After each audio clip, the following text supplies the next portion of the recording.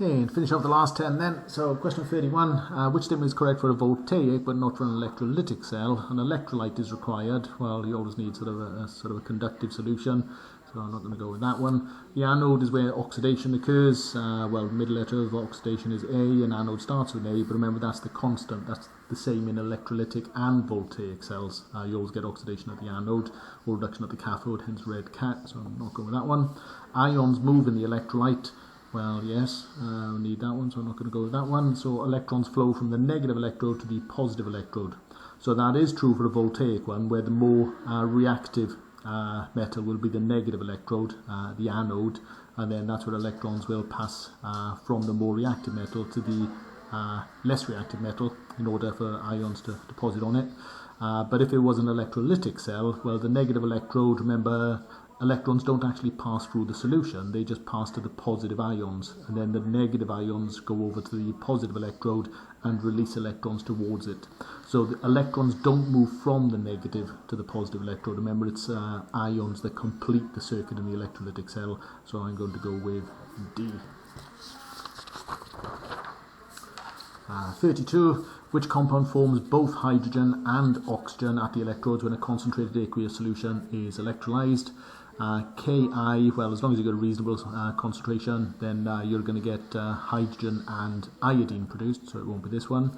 Sodium chloride, again, if you've got an aqueous solution, you're going to get hydrogen and again you're going to get chlorine, because a halogen, a halide beats hydroxide, whereas you don't get the more reactive metal going in.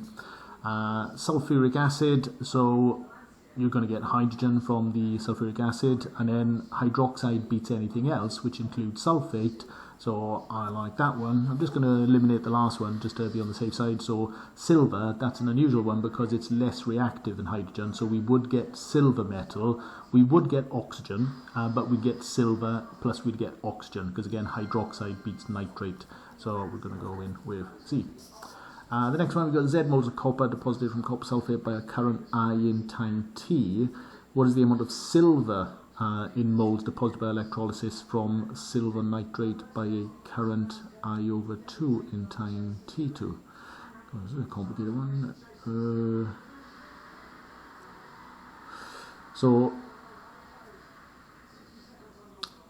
You've got copper 2 plus, it's gaining 2 electrons to form copper metal, and then if the current is I, then what we've got, let's say we've got Z here,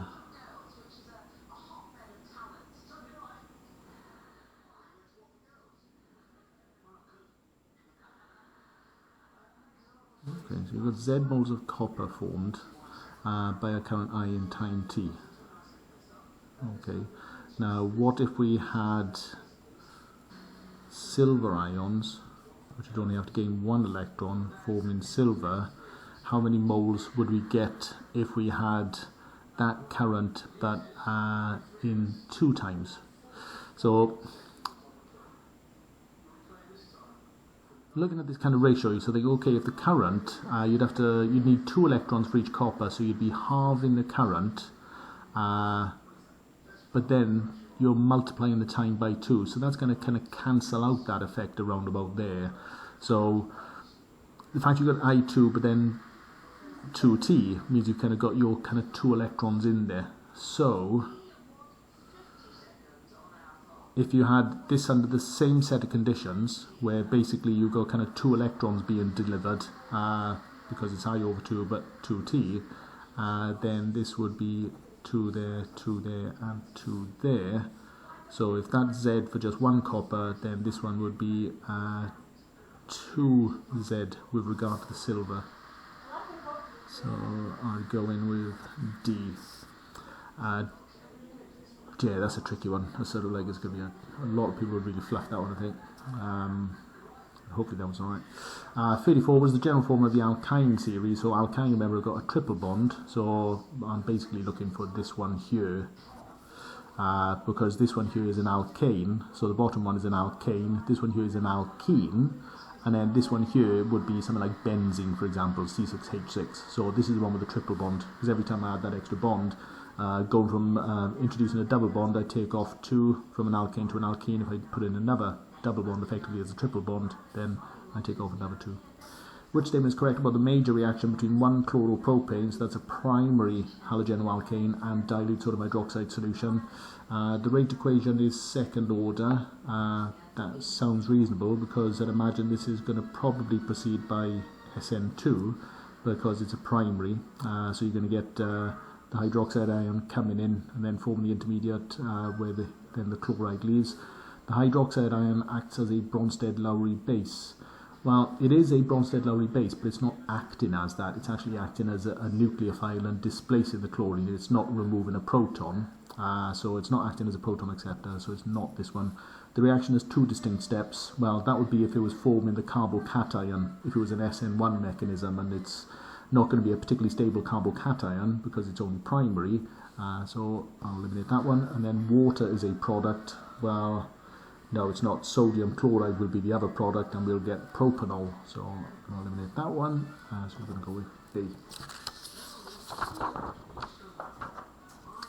36. Which molecule can be both reduced by sodium borohydride and oxidized by warm acidified potassium dichromate? So I'm kind of looking for an aldehyde in this mix now, because an aldehyde could be reduced by sodium borohydride and it could also be oxidized by potassium dichromate to a carboxylic acid, whereas a ketone couldn't. Whereas a ketone could be reduced but not oxidized.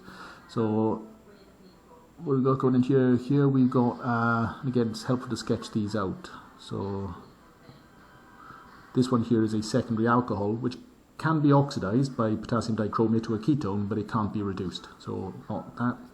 This one here, this is the aldehyde I'm kind of looking for.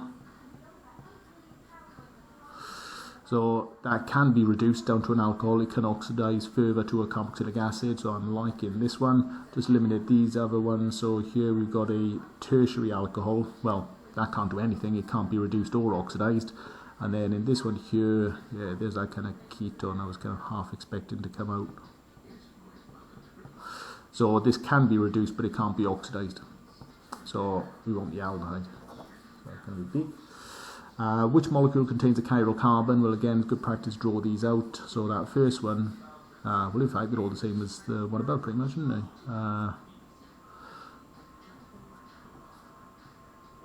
So as we draw them all out already, it's going to be this one, because we've got a chiral center here, where we basically got 4 different groups attached to this carbon. We've got a methyl group, an ethyl group, a hydroxyl group, and we've got the hydrogen on there as well. We can see from the ones above that there's no chiral centers in there, so I'm going to go with A. 38. A measuring cylinder was used to obtain a known volume of a liquid. The volume was read from the top of the meniscus, so that was an error. They should have read the bottom of the meniscus, and the liquid completely emptied into a flask. The exact same process was then repeated. Which statement is correct about the overall described procedure and the volumes measured? Now, that is a systematic error. Basically, it's that each time they've made the same mistake. They've read from the top of the meniscus, so they will be adding too little, because if they're reading from the top of the meniscus, at that point, they think they're adding this volume, but of course they're not. They're only adding this one. So they're actually going to be adding a smaller volume than they should be. Now, if this was a burette and they were consistent in that mistake, it wouldn't actually make a difference, because the burette would drain down, they'd add the same overall volume, the same volume. However, they're using a measuring cylinder, not a burette. So they use the measuring cylinder incorrectly the first time and deliver too small a volume, because the meniscus isn't actually on where they want it, and then they make the same mistake again. So I'm going to be looking for a systematic error where the volumes measured are inaccurate. Which molecule has an index of hydrogen deficiency of 1? I can't remember the formula because I haven't revised the formula, but I could have a sketch of drawing out some of these molecules. C6H6 always stands out as benzene. Well, that's going to be basically, if you think of it as being like the Kekulé model, you've got 3 double bonds plus you've got a ring, so that's got an IHD of 4, so it's not that one. This one here, well, there's not many things in there, so I think it's got to be a triple bond, so that's got an IHD of 2. This one here could be C4H9N, but let's sort of sketch it out. Okay, what have we got? 1, 2, 3, 4, and then let's stick a nitrogen out there. Now, if it's an index of hydrogen deficiency of 1, basically I'll be looking for a double bond or a ring. So, how many hydrogens have I got in there? Where could I sort of put these things in? Because you sort of think if that was...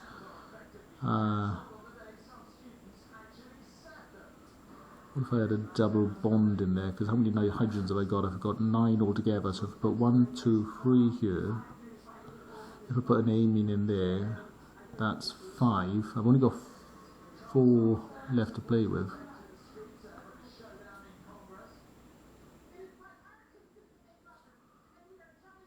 It would be nowhere near enough, would it? So I could basically put 2 there, and then I could put 1 there and 1 there.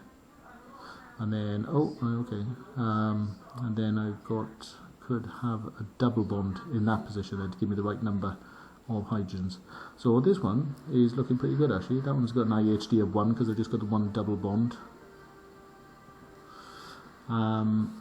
Whereas the other one, C2H6O, well, that kind of strikes me as being ethanol almost straight away. And then there's no double bonds, there's no rings, so this one's going to have an IHD of 0.